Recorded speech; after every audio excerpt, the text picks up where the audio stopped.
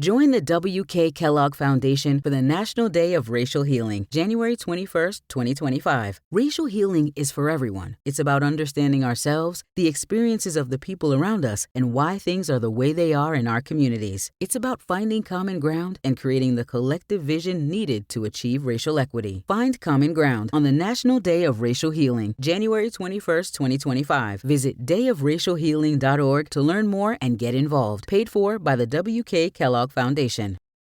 This episode is brought to you by LifeLock. The holidays mean more travel, more shopping, more time online, and more personal info in places that could expose you to identity theft. That's why LifeLock monitors millions of data points every second. If your identity is stolen, their US-based restoration specialist will fix it, guaranteed or your money back.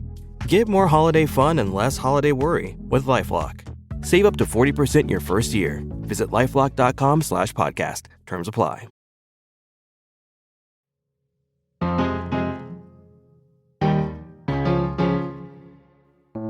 The South rewrote the history of the Civil War slowly.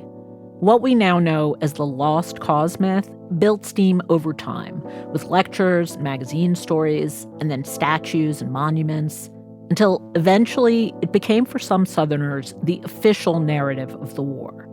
Eventually, meaning like many decades later. But back then, there was no TV, no Twitter, no Truth Social to speed up the process of revising history.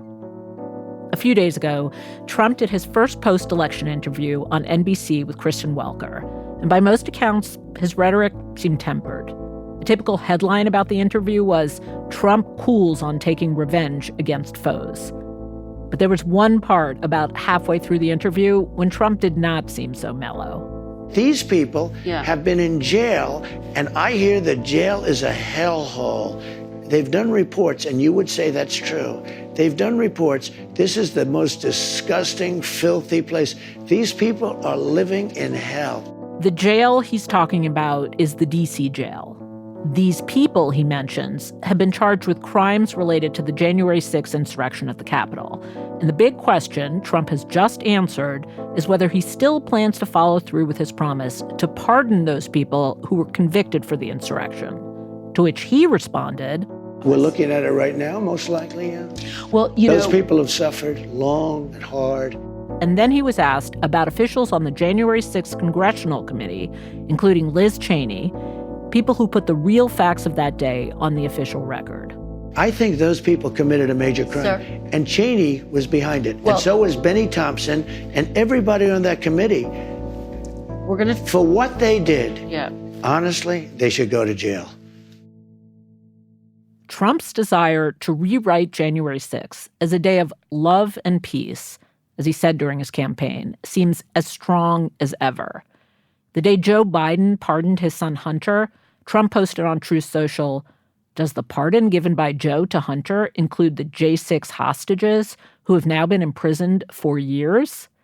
The New York Times reported that the Trump transition team is asking applicants for positions in the Defense Department and the intelligence agencies 3 questions. And one of them is what they thought about January 6th. Now, we don't yet know who Trump will pardon and if he will actually go after Liz Cheney or anyone else on that committee. But what we do know is that there are 2 very different stories being told about that day. On one side are Liz Cheney, Benny Thompson, and dozens of Capitol Police officers, not to mention the millions of American citizens who are determined to remember that day for the violent attempt to subvert democracy that it was. On the other side, Trump, hundreds of January 6 prisoners, and probably millions of American citizens who don't know or care enough about that day to think it disqualified Trump from being elected. On many, many things, these 2 sides are far apart. But the people who inhabit those 2 sides, they're just people. And people can always find something in common. That's the spirit that drives what you're about to listen to. It's the first episode of a podcast series we made just before the election. It's called We Live Here Now, and it's driven by the deep and maybe even desperate belief that no matter who you're talking to and what they believe, you can always ask them the question, what are you going through? The series takes you inside the jail, that supposed hellhole Trump mentions. And in a later episode, we talk to some of those January 6 prisoners who Trump wants to pardon. And we think seriously about how the justice system has treated them. But mostly, the series is about our neighbors. We discovered one day that they're on Trump's side of the January 6 divide. And that is putting it mildly. The podcast is hosted by me, Hanna Rosin, and my partner, Lauren Ober, who's also a journalist. This is the first of 6 episodes. You can find the rest on the podcast feed, We Live Here Now. Here's that episode. When the neighbor incident first happened, it didn't really feel like much of anything. Or maybe we were both just too stunned to take it all in. It wasn't until we started telling other people the story, and they reacted, that it began to feel like maybe we had discovered something. I guess it started just like any other dog walk. Hanna and I leashed up our pups and set out from our house on our post-dinner stroll. It was early November of 2023, and I remember it was unseasonably warm. We headed off down the hill from our house towards our neighborhood park. A block past the park, Lauren spotted it. A black Chevy Equinox with Texas plates. We'd seen parked around the neighborhood. Just a basic American SUV. Except for the stickers that covered the back windshield. Stickers we're very much not used to seeing in our mixed-race, mixed-income neighborhood. Our vibe is more like, make D.C. the 51st state, and no taxation without representation. But these stickers were a combo platter of skulls and American flags. There was a Roman numeral for 3, the symbol of a militia group called the 3 Percenters, and the pièce de résistance, a giant decal in the center of the back window that read, Free Our Patriots, J4, J6, meaning justice for January 6.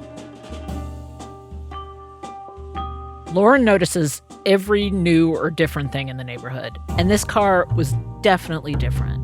As we walked past it, Lauren said what she always said when we saw this car. There's that fucking militia-mobile again. Right after I said that moderately unneighborly thing, the passenger side window rolled down. Cigarette smoke curled out of the car, and the person inside shouted, "Justice for J6!" To which Lauren said, "You're in the wrong neighborhood for that, honey." And then the woman in the car said words I'm not going to forget anytime soon. "We live here now, so suck it, bitch." We'll get to who that person is soon enough, but we're not there yet. When we first encountered the woman from the car, we had no idea who we were dealing with. I just knew I was sufficiently put in my place. "Well, okay," I remember saying to Hanna as we walked back home. I remember after it happened, we walked away in total silence. That's my memory. Each of us looping in our own heads about something. I remember being mad because I lost.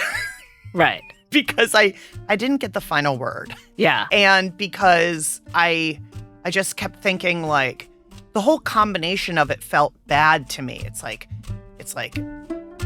militia stickers, justice for J6, we live here, you just called me a name.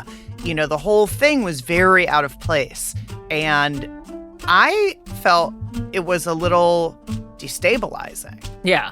Yeah, I walked home in a half hypervigilant neighborhood watch brain, like, who lives here now? What are they doing here? Are we going to get into more of these confrontations? And a half journalism brain, like who's we? Where do they live? Why are they here now? Like, it was like that. Those were my 2 tracks when I was walking home.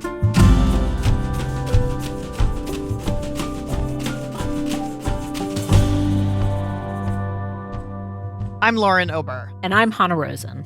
And from The Atlantic, this is We Live Here Now.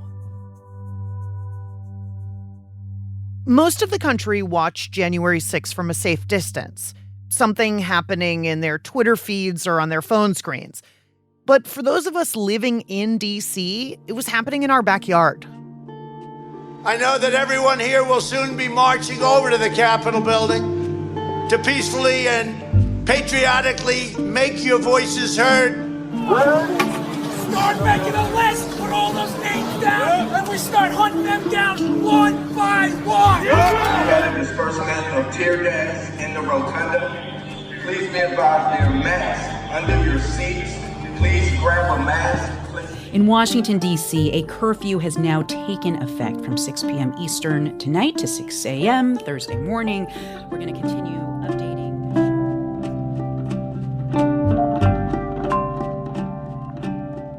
So we were actually left with the wreckage of that day. We were in a militarized city. We were living under a curfew. Streets were blocked off. The windows were all boarded up. And you felt like you were living, if not in a war zone, in a dangerous place. And there was National Guard everywhere. All the stores were closed, and there were very few regular people walking around doing regular things. And I was just thinking, like, where am I? What city is this? Right. I bought a baseball bat for protection. I remember that. Which is why 2+ years later, it felt like this whole period of time we'd rather forget was racing back.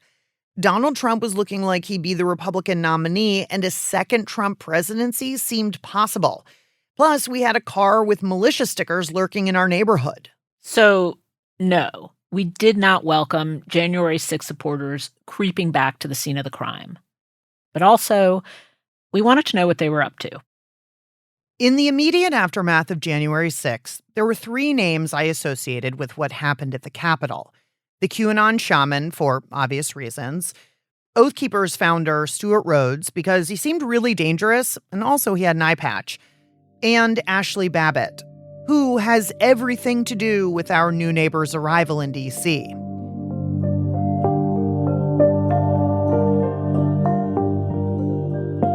Four people died that day, but I only remember hearing about Ashley. Maybe that's because she was the only rioter killed by law enforcement. Ashley Babbitt was a Trump diehard, so it's not surprising she made her way to D.C. for the rally. She was a Second Amendment-loving libertarian.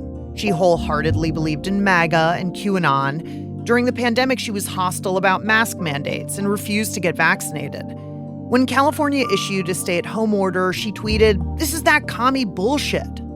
The day before her death, Ashley tweeted in QAnon speak, "Nothing will stop us. They can try and try, but the storm is here and it's descending upon D.C. in less than 24 hours. Dark to light." We are walking to the Capitol in a mob. There's an estimated over 3 million people here today. So despite what the media tells you, boots on ground definitely say something different. There is a sea of nothing but red, white, and blue. On the day of the riots, she seemed genuinely thrilled to be there. And it was amazing to get to see the president talk. We are now walking down the inaugural path to the Capitol building. 3 million plus people. God bless America, patriots. More like 50,000 people, give or take. And a few thousand of them went into the Capitol, or more accurately, broke in. When the mob of protesters breached the Capitol, busting windows and breaking down doors, Ashley was right there in the mix. There's so many people. It's just, they're going to push their way up here. There are 4 videos shot by rioters that capture this moment in its entirety. Ashley strides down the hallway like she knows where she's going. She's followed by other rioters, but they're suddenly stopped when they come to a set of doors with large window panels. Through the windows, you can make out congresspeople being evacuated away from the growing mob. The crowd Ashley is with has accidentally landed at the bullseye, the actual place where these congresspeople were about to certify the election. On the other side of the doors is a cop with a gun, although it's unclear if Ashley can see him. She's the only woman in a sea of men, and she's small, and she seems to be yelling. It's our fucking house. We're allowed to be in here. You're wrong. One of the rioters breaks a window, and then out of nowhere, Ashley tries to climb through it. The cop shoots.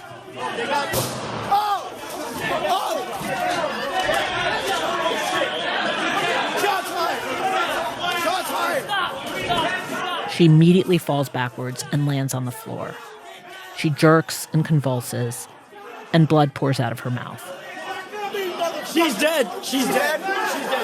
I saw the light goes out. She's dead. She saw the light go off. What happened, bro? And then something happens right after she dies. It's a detail I missed at first, but it turned out to be a spark for everything that would happen since that day. People around Ashley take out their cell phones and start filming. This individual says he actually saw her die. He actually saw her video. die. I have the video. I have the video of the guy with the gun and they're shooting her. Okay, I want to get with you. HowWithInfowars.com. HowWithInfowars.com. Have you ever heard of that? One person says he's from InfoWars and offers to buy footage from someone closer. I want to get your info right now. You got that shot? I have it. Okay. I need that footage, man. It's going to go out to the world. It's going to change so much. Even in the chaos, they realize a martyr was born. Rumors spread immediately that the woman killed was 25, 21, a mere teenager. In actual fact, Ashley was 35. But the details didn't matter. She was a young white woman in the prime of her life, shot dead by a black officer. People were quick to point out that she was a veteran, a war hero even, purportedly upholding her oath to defend the Constitution when she died. On far-right pro-Trump message boards post-January 6, Ashley was called a freedom fighter and the first victim of the Second Civil War. One person wrote, "Your blood will not be in vain. We will avenge you."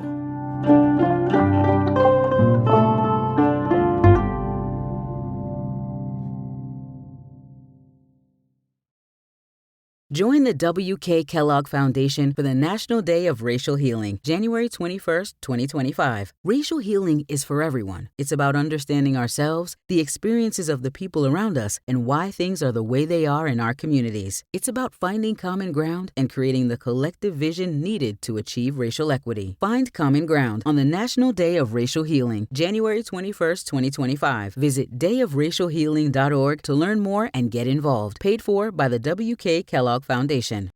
This episode is brought to you by Etsy. Oh. Hear that? Okay. Thank you. Etsy knows these aren't the sounds of holiday gifting. Well, not the ones you're hoping for.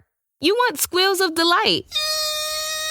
Happy tears. How did you? And spontaneously written songs of joy. I am so happy. Oh yeah, oh yeah, oh yeah.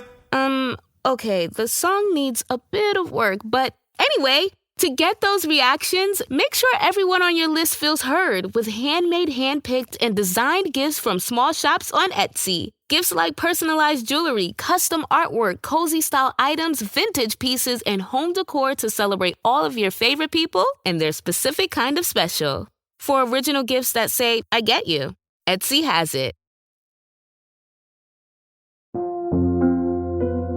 People who came to January 6th thought they were saving our democracy from evil forces trying to steal an election. 3 years later, some of them still think that. And now, those same evil forces are keeping J6 freedom fighters in prison. Justice for January 6th. That's what those window stickers on the Chevy are about. This conspiracy has gotten more elaborate over time.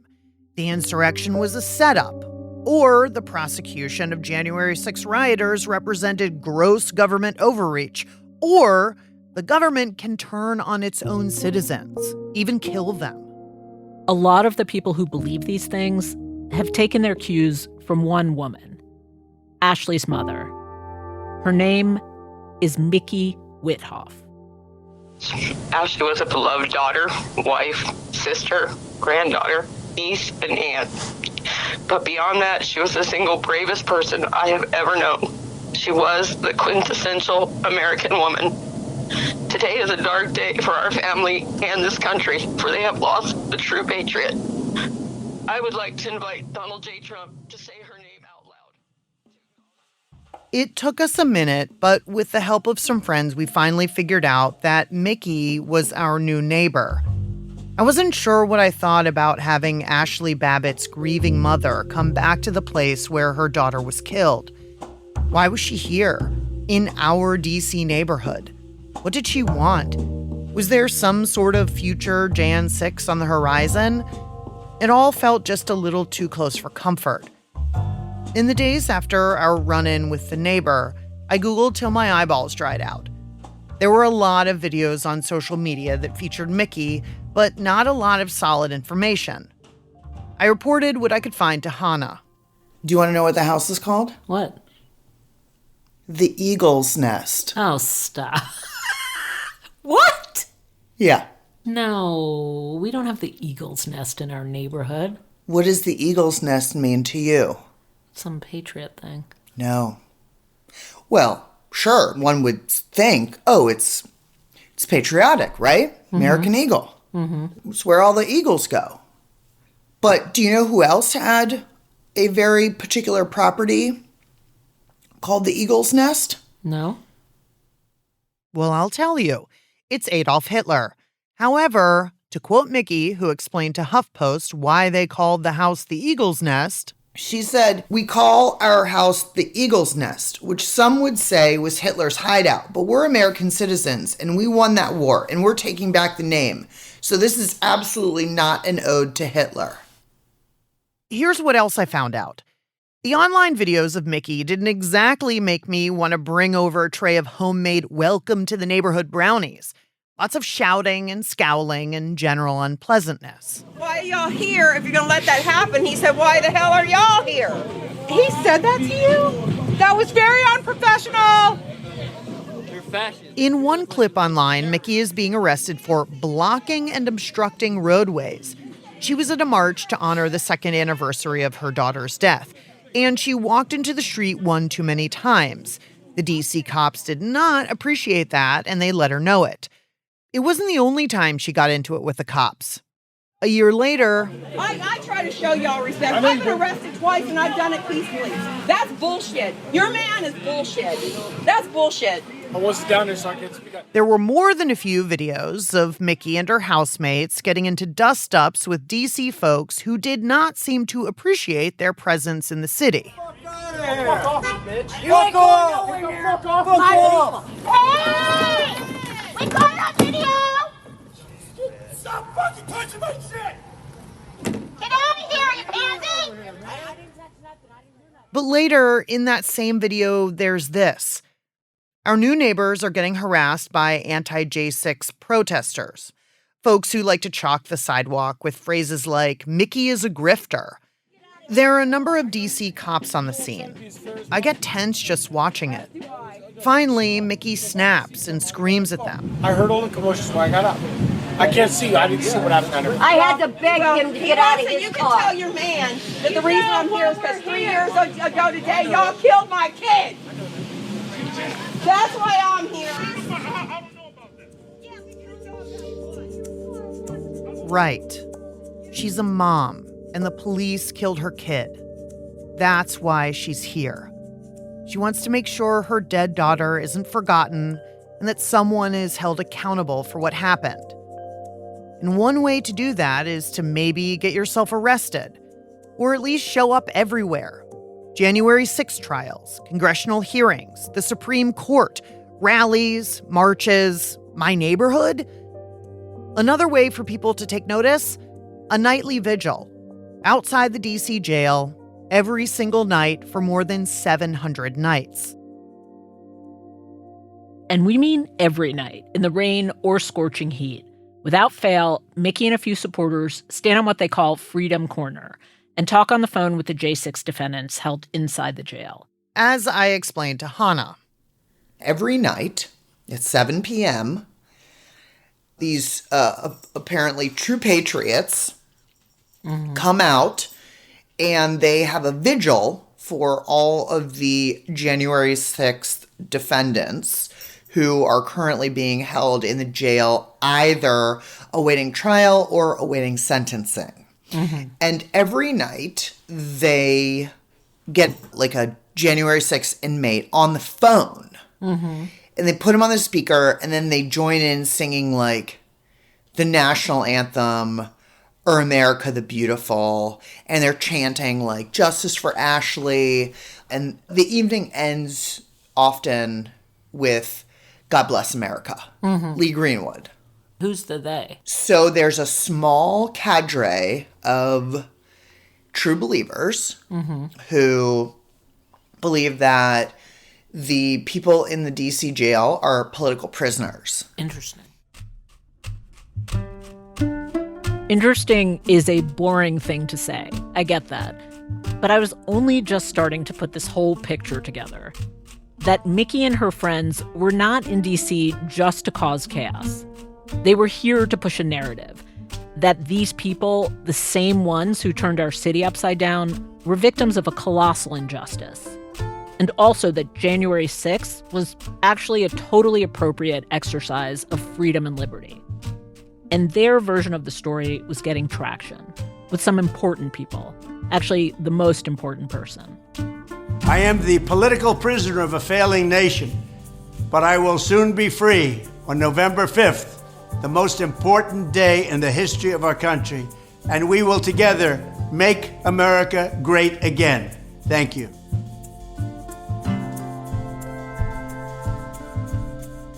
If our interactions with our new neighbors had unfolded more like the typical neighborhood showdown, my MAGA hat versus your dump Trump sign, things might have been easier. Because that would have been just straight up neighbor warfare, pure mutual hatred. But it didn't happen that way. Instead, two opposite dramas unfolded. One, we got an up-close, intimate view of how history gets rewritten. Call it the lost cause narrative for the 21st century.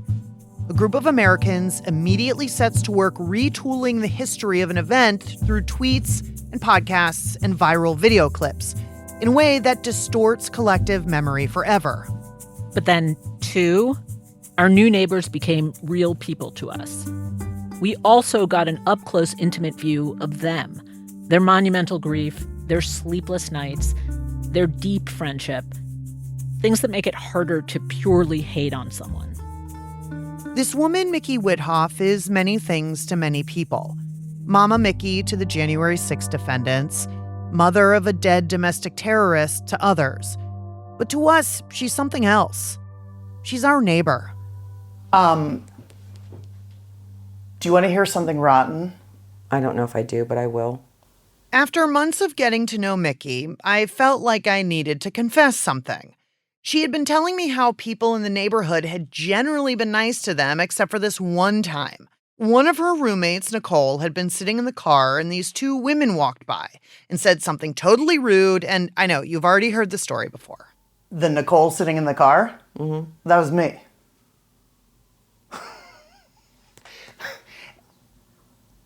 And I'm like fully disgusted with myself and embarrassed. Like, because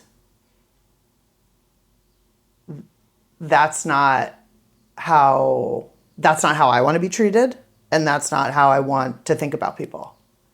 But I did it. Oh, well, I'm surprised you. I'm impressed that you admitted that to me. I really am. That's going to be interesting when I tell Nicole. Since that incident, I spent a lot of time with Mickey, trying to understand her cause, her politics, and her anger. I've had many moments where I thought, what the hell am I doing? Getting all caught up in their revisionist history of January 6th. But what I can tell you is that Mickey is not who I thought she was. She is every bit as fiery as she comes off in speeches and confrontations with people who want her out of this city. After nearly a year of knowing her, I'm still terrified of her. I have never before in my life met a person with such penetrating eyes, and she wields them to great effect. If she is staring you down, I promise you, you will find no relief. So the window rolls down, and I guess Nicole said, justice for J6, right? Reflexively, in 2 seconds, I go, well, you're in the wrong neighborhood for that, right? Now, I feel like you would appreciate that because sometimes things pop out of your mouth that maybe you didn't think about. I am a person who is very guilty of that is my mouth runs away with me. So I said that, and she goes, we live here now, so suck it, bitch. That's my Nicole. And I was like, well, okay.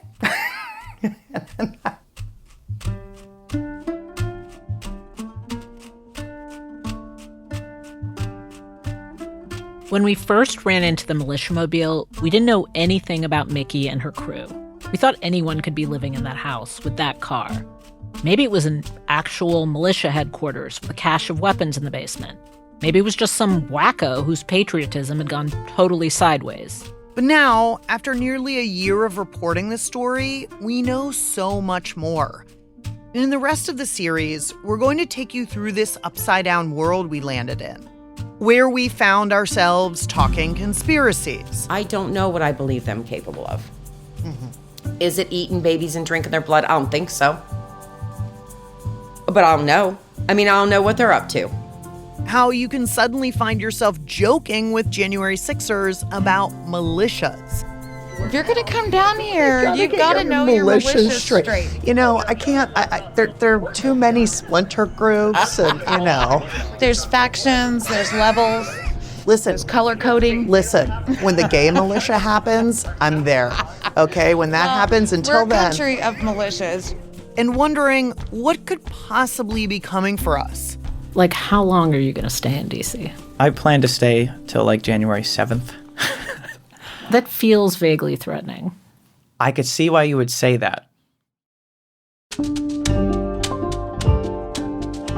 That's coming up on We Live Here Now.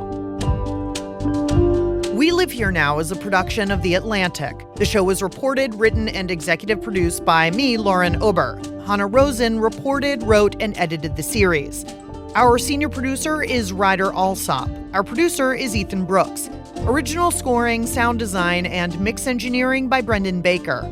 This series was edited by Scott Stossel and Claudine Abade. Fact-checking by Michelle Soraka.